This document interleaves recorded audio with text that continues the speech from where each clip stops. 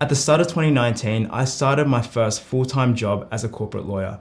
And after working about 6 months in this role, I started to get the hang of full-time work, and I was looking for a side hustle to earn extra income and potentially expand my skill set. So from June 2019, I started to learn how to make videos, and by the end of the year, I managed to start earning some side hustle income as a freelance videographer, doing client work on the weekends and also after work. 2020, the pandemic hits, and I decided to start a video production agency as a side business with my best friend Jason. And so at the time, I was still working as a full-time lawyer, and Jason was studying full-time at law school. So between 2020 and 2022, I was essentially juggling a full-time job as a lawyer, freelance videography as a side hustle, and on top of that, we were also making content for our cooking channel called Simple Cookery. But I found myself with a problem. I just didn't have enough time. Now, you might be in a similar position to me. You're feeling stuck in a 9 to 5 and you're looking for that side hustle to earn a bit of extra income and also build some more skills. Except you're finding that you just don't have enough time in the day. Don't worry, you're not alone.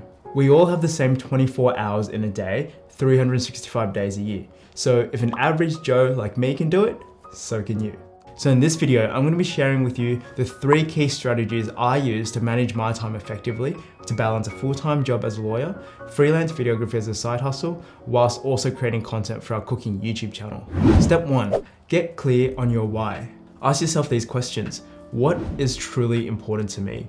What are the things that are going to make my life fulfilling? These need to be your highest priorities. When I graduated from high school at the age of 18, I actually made a list of bucket list items, things that I thought were gonna make my life fulfilling. So just to give you guys a quick snapshot, here was my list. And by the time I started my full-time job as a lawyer in 2019, at the age of 24, I'd actually managed to tick off most of those things on my bucket list.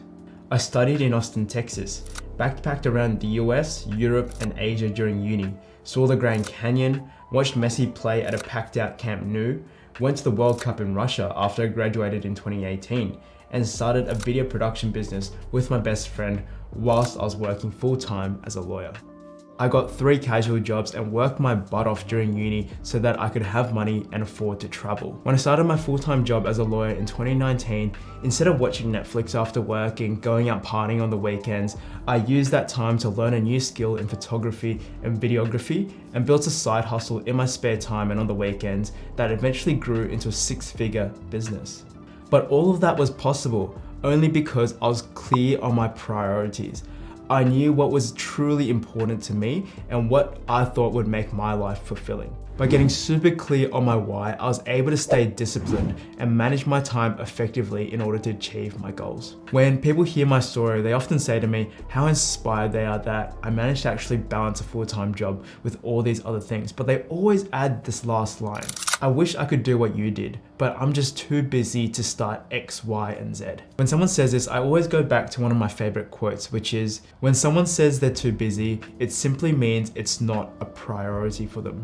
If it was truly important to you, you would make the time and do whatever possible to make it happen. So here's a little tactic that I use to manage my time to make sure that I was always working on my why. It's essentially called the default diary, where you block out priority items in your weekly schedule. From 2019 to 2021, when I was working as a full-time lawyer, my default diary looked something like this. So the things that I prioritized were my career as a lawyer, my family, my side hustle videography business, my girlfriend Gemma, and my health. So obviously my full-time job took up most of the time in my week. So Monday to Thursday, I'd typically be working from about 8 a.m. to 6 p.m. and then on Friday from 9 a.m. to 5 p.m.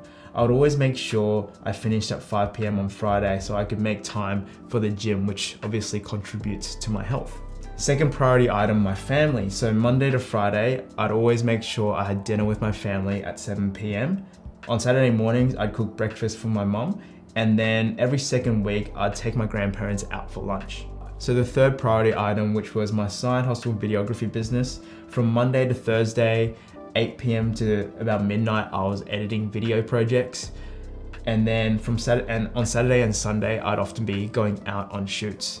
The fourth priority item was my girlfriend Gemma, so I made sure to time block Friday nights for date night. The fifth and final priority item was my health. The times that I'd go to the gym would be Monday during lunchtime and Friday 5 p.m. as I mentioned before. I'd also play soccer on Wednesdays and Saturdays.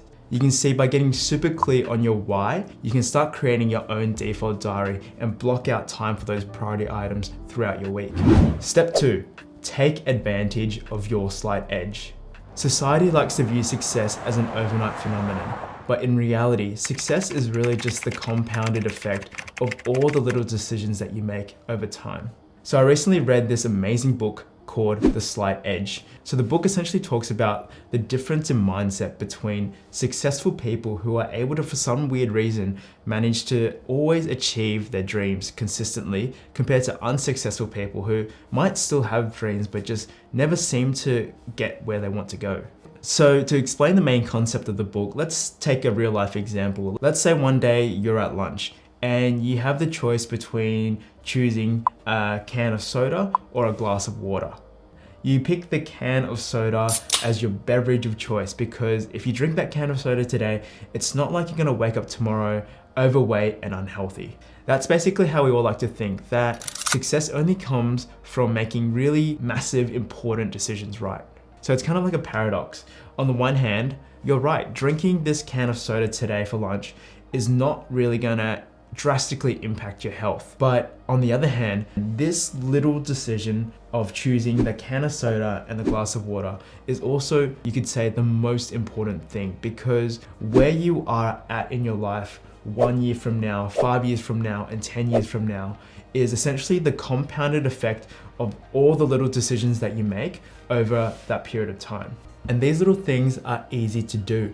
When you're at lunch tomorrow, you can choose whether to drink that glass of water or the can of soda. It's not going to impact your health drastically, but if you keep choosing that glass of water over a year, by the end of the year, you're probably going to reap some massive health benefits. And you can apply these little decisions to all aspects of your life, because it's your ability to make those little decisions right every time over a sustained period of time that's going to give you that slight edge. Every day after I finished work, from the period between 8 p.m. and midnight, I had a choice.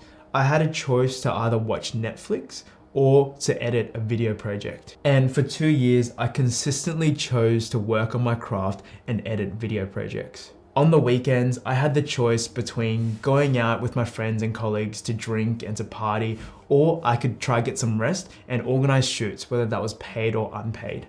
And for 2 years, I consistently chose to organize shoots on the weekend, is what allowed me to go from a complete beginner who didn't know how to use a camera to essentially building a 6-figure side hustle business while still working full time. So if you're just starting out on your videography journey and you're still working a 9 to 5, you're feeling a little bit discouraged because you're seeing all these amazing videographers out there just absolutely killing it, I want you to remember this quote. Success is the progression of a worthy ideal. And I'm no different from you.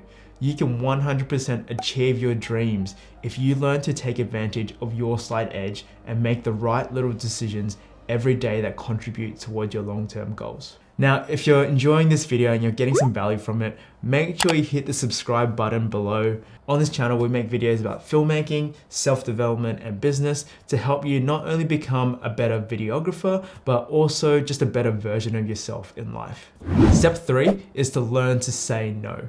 If I'm being honest with you, this is probably one of my biggest weaknesses and something that I'm still actively trying to work on myself. My girlfriend Gemma recently gave me this book called Essentialism, The Disciplined Pursuit of Less, which has really helped me in this area. The main concept that I got from the book was essentially every time you say yes to something, you're also saying no to a bunch of other things. And throughout the book, there's essentially 2 avatars being described, the essentialist and the non-essentialist.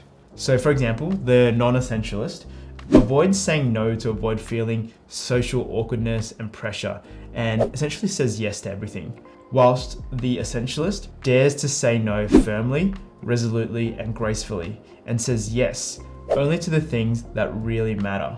And so when I was working full-time as a lawyer, I had to learn to say no to a lot of things so that I could say yes to the things that were truly important to me. I intentionally did not install work emails on my phone, and I tried to log off at 5 p.m. on Fridays so that I could clear up mental headspace for myself after work and on the weekends for family time and to work on my side hustle. When friends and colleagues asked me out for drinks on Friday night or on the weekends, I had to learn to say no so that I could reserve my energy to do shoots on the weekend.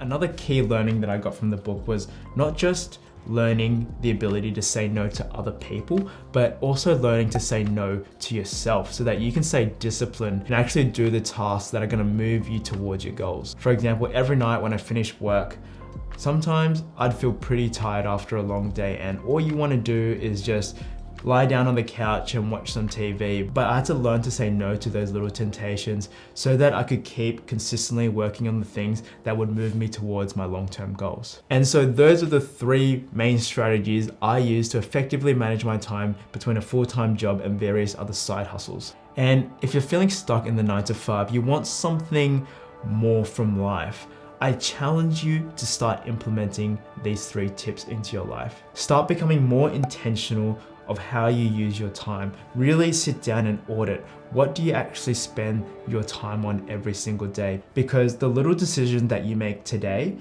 is going to dictate where you will be in a years from now, 5 years from now, and even 10 years from now. Sometimes I do wish I could be one of those people who are just content with a 9 to 5 job and being a weekend warrior, but that just wasn't me. I wanted to learn new skills so that I could have more impact on the world and live life on my own terms. Imagine 1 year from now, you learn this amazing skill that allows you to tell powerful stories through videos, and you're able to earn an extra $2,000-$3,000 a month on top of your full-time job. 2 years from now, you keep working on your craft, and before you know it, your side hustle business is bringing in more money than what you're earning in your 9 to 5 job. And at this point, you have freedom, you have options. You're no longer reliant on a 9 to 5 job for your income. You're at that 9 to 5 job because you genuinely enjoy working in it rather than relying on the 9 to 5 to pay your bills. The good news is this is 100% possible because this is what happened to me. You just need to follow the 3 tips from this video. Get super clear on your why and 3 to 5 priority items in your life. Take advantage of your slight edge and learn to say no to the things that don't contribute towards your long-term goals. And what if you don't take any action today? What are going to be the consequences? You continue making the excuse of, I'm just too busy, and you continue binge watching Netflix every night after you finish work. What's likely going to happen is you're going to keep feeling stuck in your 9 to 5 for the next 40 years of your life. You're going to retire at maybe 60 or 70, and you're going to look back with regret over all the things that you wish you had done. Don't be that person. Learn to manage your time effectively and start living life on your own terms. Thank you so much for watching, guys. If you got any value out of this video, make sure you hit the subscribe button down below and hit that notification bell button so you get notified every time we post a new video. If you want to hear more about our journey of how Jason and I went from complete beginners to full-time filmmakers in the space of 2 years, make sure you subscribe to our email newsletter, link in the description box down below. In our newsletter, we go a little bit deeper into our journey and share tips and tricks along the way to help you become not only a better videographer, but just a better version of yourself in general.